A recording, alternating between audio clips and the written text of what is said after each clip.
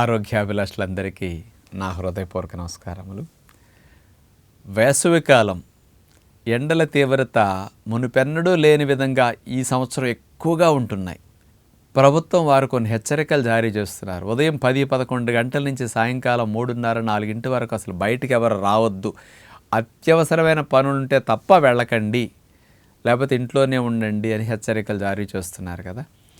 మరి చాలామందికి అలా కూర్చుంటే భుక్తి నడవదు కదా.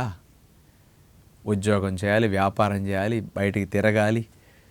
కొంతమంది శ్రమజీవులు పాపం ఎండల్లో పనిచేస్తే తప్ప వాళ్ళకి ఏ రోజు కూలి ఆ రోజు మీద బ్రతికే వారికి ఎండ ఎంతైనా సరే భరించి పనిచేయాల్సి వస్తుంది. మరి ఇలాంటి వారందరికీ కొంతమంది వాహనాలు డ్రైవ్ చేస్తుంటారు, లారీలు కానీ మోటార్ సైకిల్ కానీ ఏసీ లేని కార్లు కానీ బస్సుల్లో కానీ రైల్లో కానీ ఇట్లా ప్రయాణాలు చేసేటప్పుడు వడగాల్పుల నుంచి వేడి తీవ్రత నుంచి 45 నుంచి 48-50 డిగ్రీల వేడి యొక్క గాలి ప్రభావం మన మీద ఉన్నప్పుడు శరీరాన్ని వేడి తీవ్రత నుంచి రక్షించుకోవడానికి కొన్ని న్యాచురల్ కూలింగ్ టెక్నిక్స్ని మీకు ఇప్పుడు ఎలా ఉపయోగించుకుంటే ఈ సీజన్కి బాగుంటుందో వాటిని నేను తెలియజేయబోతున్నాను.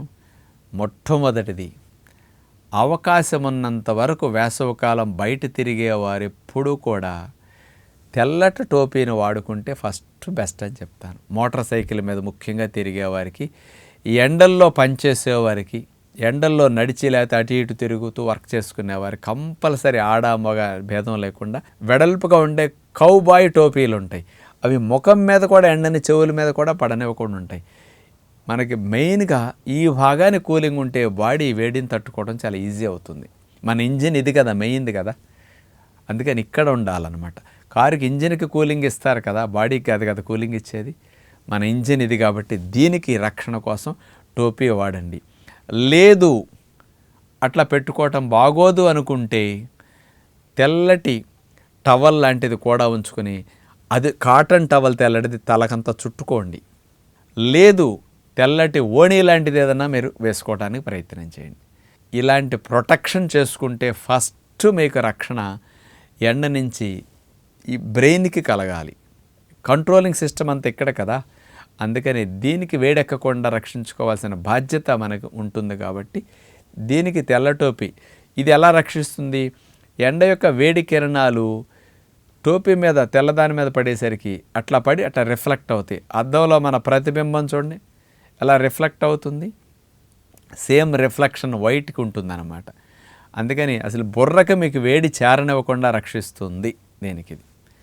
రెండవది మీరు ఉపయోగించాల్సింది, నీడపట్టును కూర్చుని పనిచేసేవారికి రంగు బట్టలు వేసుకున్న, సిల్క్ వస్త్రాలు వేసుకున్న, పాలిస్టర్ వస్త్రాలు వేసుకున్న పెద్ద నష్టం ఉండకపోవచ్చు. కానీ ఎండల్లో బండ్లు డ్రైవ్ చేసేవారికి, ఎండల్లో పనిచేసే శ్రమజీవులకి, ఎండల్లో తోపుడు బళ్ళ మీద కాస్త విక్రయాలు చేసుకునే అలాంటి వారికి కూడా సాధ్యమైనంత వరకు రెడీమేడ్ వస్త్రాలు ఈ సీజన్ కొరకు తక్కువ ఖర్చులో కాటన్ పల్చగా ఉండే దొరుకుతుంటాయి. ఖాదీ వస్త్రాలు కానీ కాటన్ వస్త్రాలు కానీ అలాంటివి 1-2 కొనుక్కొని చక్కగా రోజు వాటిని పై భాగం ముఖ్యంగా కాళ్ళ భాగానికి రంగున్నా పర్లేదు కానీ బాడీకి ధరించే షర్ట్ కానీ టీ షర్ట్ కానీ వైట్ది ఉపయోగించండి.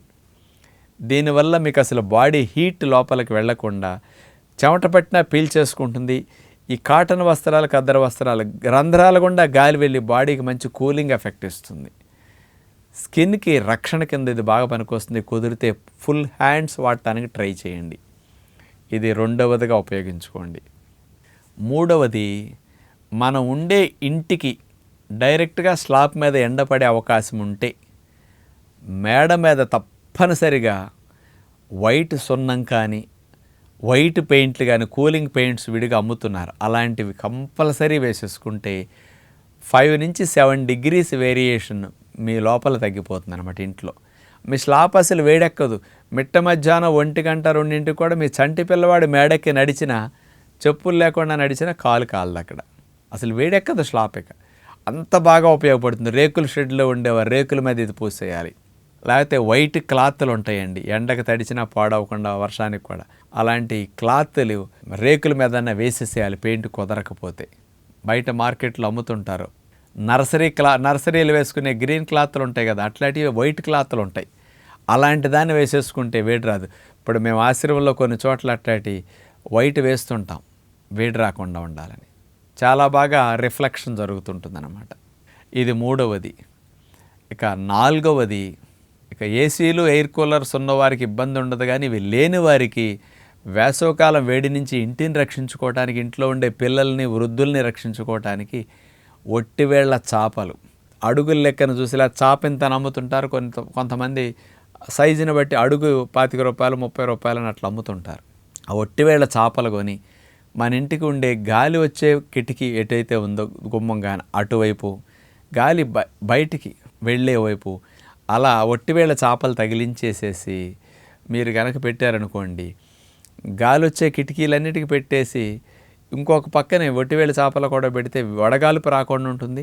గాలి లోపలికి రావటానికి బయటికి వెళ్ళే మార్గం కూడా ఉండాలి కదా, అటు కూడా ఉంచుకుంటే ఆ ఒట్టివేళ్ల చేపలు ఎక్కువ నీటిని పీల్చుకుని గాలిని కూల్ చేసి ఎయిర్ కూలర్ లాగా న్యాచురల్ గాలి లోపలికి వచ్చేట్టు చేస్తాయి. అందుకని ఒకవేళ కరెంట్ లేకపోయినా మీరు ఒక్కపోత లేకుండా ఉండటానికి ఒట్టివేళ్ల చేపలు బాగా హెల్ప్ చేస్తాయి. అందుకని ఇంట్లో ముసలివారి ప్రాణాలు పోకుండా, చంటి పిల్లలకు ప్రమాదాలు జరగకుండా ఉండాలంటే, కొంతమంది అనారోగ్య సమస్యలతో ఆపరేషన్ లేని పేషెంట్లా ఉండేవారికి కూడా వేడి నుంచి రక్షించుకోవాలంటే ఒట్టివేళ్ళు చేప తిరుగులేని కూలింగ్ ఎఫెక్ట్ని ఇస్తుంది. ఇది కూడా లేకపోతే పూర్వం రోజుల్లో గోని సంచులు కట్ చేసేసి గుమ్మాలకు వేసేసేవారు. అవి ఊరికే తడ ఆరిపోతాయి. ఒట్టివేళ్ళు చేపలు కుదరినప్పుడు అది వేసుకోండి. అలాంటి వేసి నీళ్లు 2 గంటలకు ఒకసారి మగ్గ నీళ్ళు తీసుకెళ్దాని మొఖాన్ని అట్లా కొట్టారనుకోండి, చక్కగా మీకు కూలింగ్ మంచి వాసనతో, ఒట్టివేళ్ల వాసనతో ఔషధ గాలి వస్తూ ఉంటుంది, కూలింగ్ ఎఫెక్ట్ వస్తుంది. ఇలా వాడుకునే ప్రయత్నం చేయండి. ఇక వేసవకాలం మీరు బయటికి వెళ్ళేటప్పుడు ఇంకొక కూలింగ్ టెక్నిక్ని వాడుకోవాలి.